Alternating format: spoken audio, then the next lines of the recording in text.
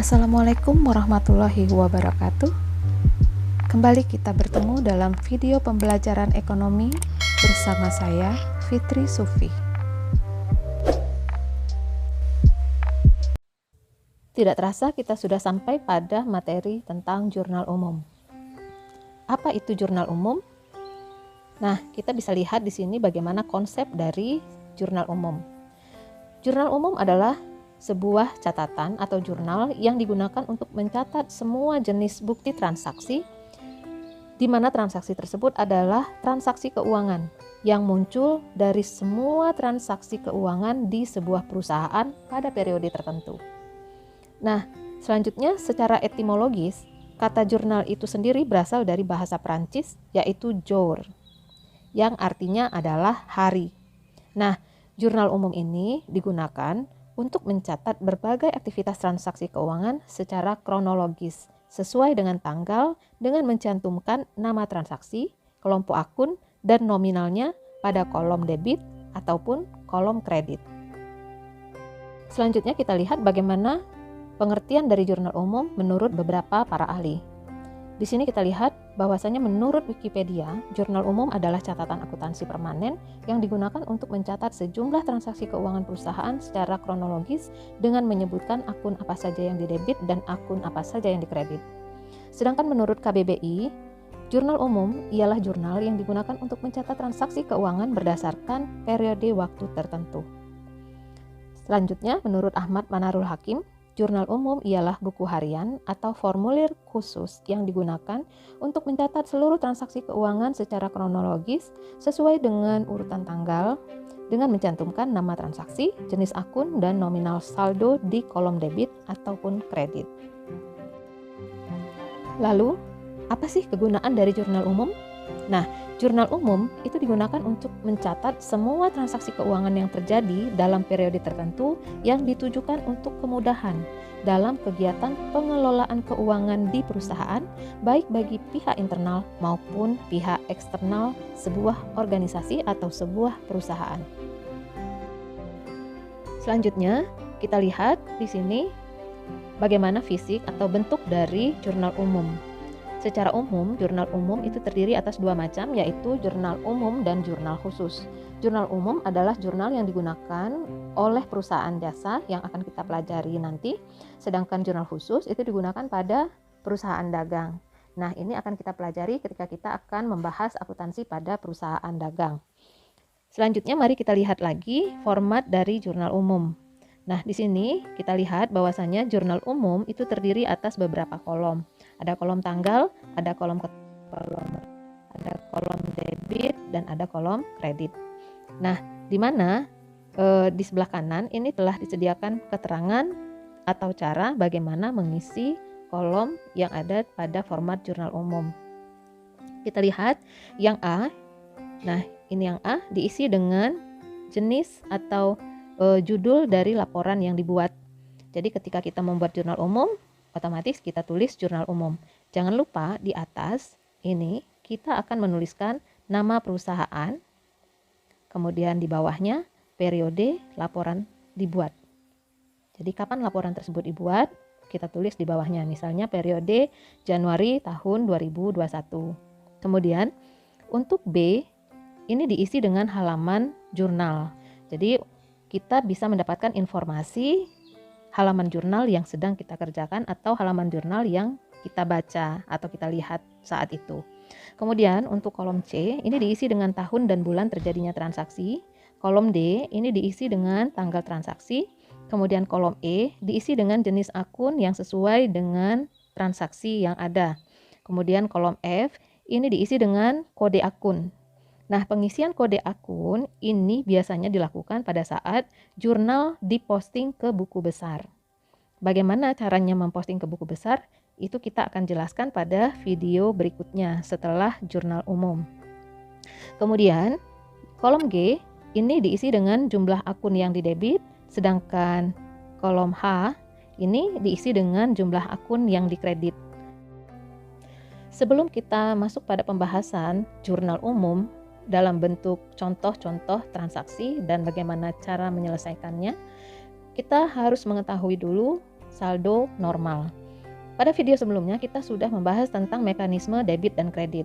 Nah, ini dia mekanisme debit dan kredit yang sudah kita pelajari sebelumnya, di mana harta ketika bertambah berada pada kolom debit, ketika harta berkurang dicatat pada kolom kredit. Ketika hutang berkurang itu dicatat di kolom debit, ketika hutang bertambah dicatat di kolom kredit. Ketika modal berkurang kita catat di kolom debit, dan ketika modal bertambah kita catat di kolom kredit. Ketika pendapatan berkurang maka kita akan catat di kolom debit, dan ketika pendapatan bertambah kita akan catat di kolom kredit. Selanjutnya yang terakhir, beban atau biaya itu ketika bertambah nilainya kita akan catat di sebelah debit, dan ketika dia berkurang nilainya kita akan catat di sebelah kredit. Nah, setelah ini kita harus melihat dan memahami saldo normal dari masing-masing kelompok akun tersebut, di mana harta saldo normalnya adalah debit, utang saldo normalnya di sebelah kredit, modal saldo normalnya berada di sebelah kredit, pendapatan saldo normalnya berada di sebelah kredit, dan untuk beban saldo normalnya ada di sebelah debit. Kemudian masih ada beberapa hal yang perlu diperhatikan sebelum kita menyusun jurnal umum.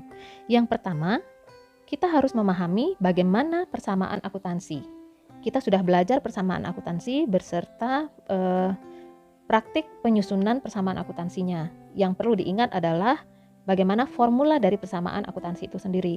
Kemudian yang kedua, kumpulkan bukti-bukti transaksi dan disusun berdasarkan kronologis kejadiannya, yaitu berdasarkan urutan tanggal. Kemudian yang ketiga, identifikasi transaksi. Kita analisis transaksinya. Berikut ini ada contoh transaksi. Mari kita lihat. Nona Indah membuka usaha salon yang diberi nama Salon Indah. Pada tanggal 1 Januari, Nona Indah menginvestasikan modal ke dalam usahanya dalam bentuk uang tunai sebesar 65 juta rupiah. Pencatatan transaksi tersebut ke dalam jurnal umum adalah sebagai berikut. Nah, sekarang kita lihat.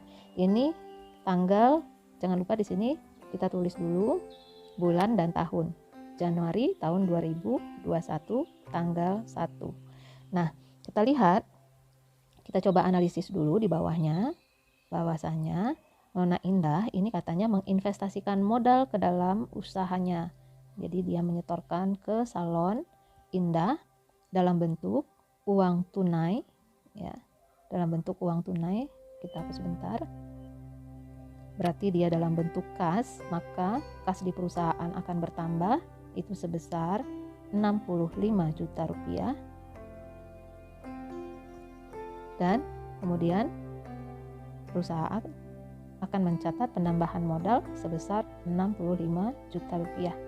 Maka kemudian selanjutnya kita akan menyusun ke dalam tabel jurnal umum yang ada. Di sini dikatakan bahwasanya kas bertambah, maka penambahan kas itu akan menyebabkan penambahan aktiva di perusahaan, dan bertambahnya aktiva itu akan kita catat di sebelah debit sebesar 65 juta rupiah. Selanjutnya, penambahan modal, kita ingat bahwasanya dalam mekanisme debit dan kredit, ketika modal bertambah kita akan catat di sebelah kredit. Nah, sebesar 65 juta rupiah. Ini jurnal umum untuk contoh yang pertama. Kemudian kita masuk untuk contoh yang kedua. Pada tanggal 2 Januari 2021, Salon Indah membayar sewa tempat usaha selama 1 tahun sebesar Rp3.600.000. Bagaimana cara menyusun jurnal umumnya? Mari kita lihat. Sama seperti tadi, di sini kita tulis bulan dan tahun. Kemudian tanggalnya. Nah, kemudian kita coba untuk analisis. Bagi yang sudah paham bisa langsung mengisi ke kolom jurnal, silahkan. Tapi bagi yang masih belum paham, silahkan untuk menganalisisnya terlebih dahulu. Nah, mari kita analisis di sini bahwasanya Salon Indah membayar sewa tempat usaha. Maka ketika dia membayar sewa tempat usaha, muncul yang namanya beban sewa. Nah, tadinya tidak ada beban, sekarang perusahaan punya beban sewa, maka artinya beban sewa di perusahaan bertambah. Nah, untuk membayar beban sewa ini, maka perusahaan akan mengeluarkan kas sebesar Rp3.600.000. Artinya kas di perusahaan berkurang sebesar Rp3.600.000. Nah, setelah kita selesai analisis, maka kemudian kita tinggal pindahkan saja. Nah, sesuai dengan apa yang telah dijelaskan pada mekanisme debit dan kredit, bahwasanya ketika beban di perusahaan bertambah, maka kita akan mencatatnya di sebelah debit itu sebesar Rp3.600.000. Kemudian ketika kas kita berkurang menyebabkan harta kita berkurang atau mengalami penurunan nilai, dan akan kita catat di sebelah kredit. Selesai untuk transaksi yang kedua. Sekarang kita lihat untuk contoh yang ketiga, yaitu pada tanggal 4 Januari 2021, Salon Indah membeli peralatan salon sebesar Rp5 juta dengan uang muka Rp1 juta. Sisanya dibayar bulan depan. Maka jurnal umumnya, mari kita susun. Sama seperti tadi, kita tulis bulan, tahun, dan tanggal. Nah, kita kembali analisis. Bahwasanya perusahaan di sini membeli peralatan. Sehingga dengan membeli peralatan, maka peralatan di perusahaan akan bertambah sebesar Rp5 juta. Nah, pembelian peralatan ini perusahaan membayar dengan uang muka, artinya kas perusahaan berkurang sebesar Rp1 juta. Kemudian sisanya dibayar bulan depan. Nah, artinya perusahaan menunda pembayaran mengakibatkan perusahaan memiliki hutang, dan hutang di perusahaan menjadi bertambah sebesar sisa dari pembelian dikurangi dengan uang muka yang sudah dibayarkan, yaitu sebesar Rp4 juta. Nah, setelah kita analisis, kita langsung memindahkannya ke dalam kolom jurnal umum. Yang pertama yang kita akan tulis yaitu peralatan, karena peralatan adalah bagian dari harta. Ketika harta bertambah, maka kita catat di sebelah debit sebesar Rp5 juta. Kemudian pengurangan atau penurunan nilai kas yang menyebabkan harta kita berkurang itu dicatat di sebelah kredit sebesar Rp1 juta. Kemudian yang terakhir utang. Nah, pada mekanisme debit dan kredit kita ketahui bahwasanya ketika hutang bertambah, maka kita akan catat di sebelah kredit. Oke, selesai untuk transaksi atau contoh transaksi yang ketiga. Kemudian ada contoh transaksi yang keempat. Pada tanggal 6 Januari 2021, Salon Indah menerima pendapatan jasa salon sebesar Rp1.250.000. Maka jurnal umumnya adalah masih kita tulis bulan dan tahun, tanggal, kemudian kita analisis lagi. Bagi yang sudah paham, langsung masukkan saja catatannya ke dalam jurnal umum ya. Nah, kita analisis.